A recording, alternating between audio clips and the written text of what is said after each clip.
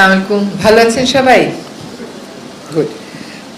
আজকে অনেকগুলো বিষয় নিয়ে আমরা আলোচনা করেছি। আজকে অনেকগুলো ভালো গুরুত্বপূর্ণ জনস্বার্থ সংশ্লিষ্ট সিদ্ধান্ত এসছে। আমি একটা একটা করে আপনাদের সাথে আলোচনা করি। আলোচনায় যাবার আগে দুটো কথা বলবো যে আজকে যে সিদ্ধান্তগুলো এসছে তার মধ্যে দুটো সিদ্ধান্ত দুটো কমিশনের যে রিকমেন্ডেশন ছিল সেই রিকমেন্ডেশনগুলো বাস্তবায়নের উদ্যোগ হিসাবেই গ্রহণ করা হয়েছে। একটা হচ্ছে আমাদের বিচার বিভাগ সংস্কার কমিশন আমাদের সিভিল প্রসিডিওর কোডে কিছু কিছু পরিবর্তন আনবার জন্য সুপারিশ করেছিলেন।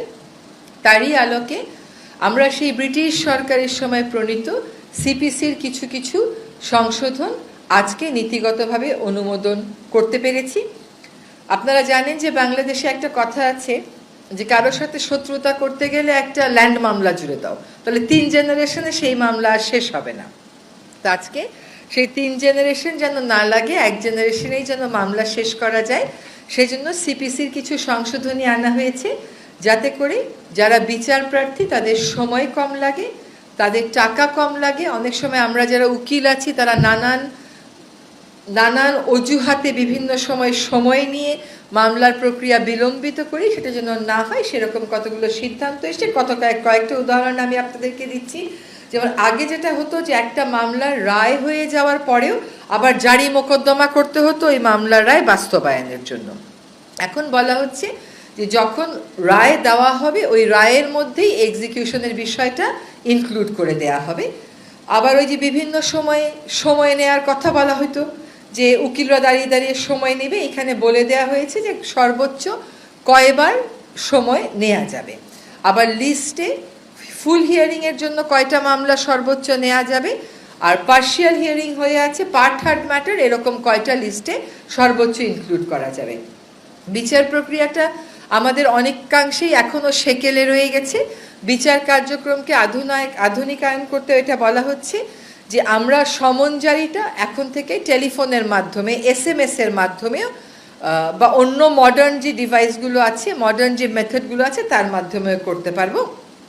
আর ফাঁসিয়ে দেওয়ার জন্য ভুয়া মামলা করা হয়, আগে সেটা শাস্তি ছিল 20,000, এখন সেটাকে বাড়িয়ে 50,000-এ করা হয়েছে। সিপিসির এই হচ্ছে বড় বড় যে সংশোধনীগুলোর কথা বলা হয়েছে সেটা। আরেকটা কথা একটু আপনাদেরকে বলতে হবে, এটা আমি খুব খুশি মনে আপনাদেরকে জানাতে চাই যে আমাদের অভিন্ন নদীর পানি ভাগাভাগি নিয়ে, পানি ব্যবস্থাপনা নিয়ে আমরা সব সময় বলি যে আমরা আন্তর্জাতিক আইনগুলো কেন স্বাক্ষর করছি না। এই অভিন্ন জলরাশির পানি ব্যবস্থাপনা নিয়ে আন্তর্জাতিক ক্ষেত্রে দুটো আইন আছে জাতিসংঘের। একটা হচ্ছে 1997 কনভেনশন, আরেকটা হচ্ছে 1992 কনভেনশন। 1997 কনভেনশনটা 1914 সালে কার্যকর হয়, অর্থাৎ উজানের দেশগুলোর অনীহার কারণে মাত্র 36টা দেশের স্বাক্ষর লাগতো, সেই স্বাক্ষর পেতেই লেগে যায় 17 বছরেরও বেশি। আরেকটা যেটা আইন আছে যেটা খুবই কার্যকর সেটা হচ্ছে ইউরোপিয়ান ইউনিয়নকে মূলত টার্গেট করে এই আইনটা। যদিও এটা ইউরোপিয়ান ইউনিয়নকে টার্গেট করে এই আইনটা 1992 সালের, এটা কিন্তু 2016 সালে সকল দেশের জন্যই উন্মুক্ত করে দেয়া হয়েছে এবং এ পর্যন্ত প্রায় 11টি দেশ ইউরোপিয়ান ইউনিয়নের বাইরে এটাকে স্বাক্ষর করেছে। তার মধ্যে বেশিরভাগ দেশই হচ্ছে আফ্রিকান। এইটা আজকে আমরা সিদ্ধান্ত নিয়েছি যে এই কনভেনশনটা আমরা অনুস্বাক্ষর করব। এর আগে যত প্রক্রিয়া ছিল সংশ্লিষ্ট জনদের সাথে আলাপ আলোচনা করা, আন্তঃমন্ত্রণালয়ে আলাপ আলোচনা করা, তারপরে ওই কনভেনশনের সেক্রেটারিয়েট থেকে লোক আসা, সবই আমাদের হয়ে গেছে। ফলে বাংলাদেশ এখন সিদ্ধান্ত নিয়েছে convention on the protection and use of transboundary water courses and international lakes 1992, এটাতে বাংলাদেশ অনুস্বাক্ষর করবে এবং বাংলাদেশকে দিয়েই আসলে এশিয়ার দেশগুলোর স্বাক্ষর প্রক্রিয়াটা শুরু হচ্ছে। আজকে এখানে ব্যাংকিং সেক্টরের বেশ কয়টা অধ্যাদেশ আমরা কতগুলো নীতিগতভাবে কতগুলো চূড়ান্ত অনুমোদন দিয়েছি। তার মধ্যে একটা হচ্ছে সরকারি হিসাব নিরীক্ষা অধ্যাদেশ, আরেকটা হচ্ছে ব্যাংক রেজলিউশন অধ্যাদেশ, আরেকটা হচ্ছে রাজস্ব নীতি ও রাজস্ব ব্যবস্থাপনা অধ্যাদেশ, আরেকটা হচ্ছে গ্রামীণ ব্যাংক সংশোধন অধ্যাদেশ। আপনাদেরকে একটা কথা জানিয়ে দিই যে এই অধ্যাদেশগুলো নিয়ে আলোচনার সময় আমাদের মধ্যে এই সিদ্ধান্ত গৃহীত হয়েছে যে ফিনান্সিয়াল ক্রাইম বা অর্থনৈতিক ক্রাইম যে গোষ্ঠীগুলো করেছেন তাদের বিচার প্রক্রিয়াটা শুরু করার জন্য একটা কমিটি গঠন করা হচ্ছে। তদন্ত এবং বিচার প্রক্রিয়া শুরু করার জন্য একটা কমিটি গঠন করা হচ্ছে। প্রাথমিক কাজগুলো হয়েছে, এখন ফিনান্সিয়াল ক্রাইমে যারা জড়িত ছিলেন তাদের ব্যাপারে আমরা তদন্তটা শুরু করার জন্য একটা আলাদা কমিটি গঠন করেছি। এবার একটা একটা করে বলি। সরকারি হিসাব নিরীক্ষা অধ্যাদেশ যেটা আছে, এটা আপনারা জানেন যে 1974 সালে একটা আইন ছিল।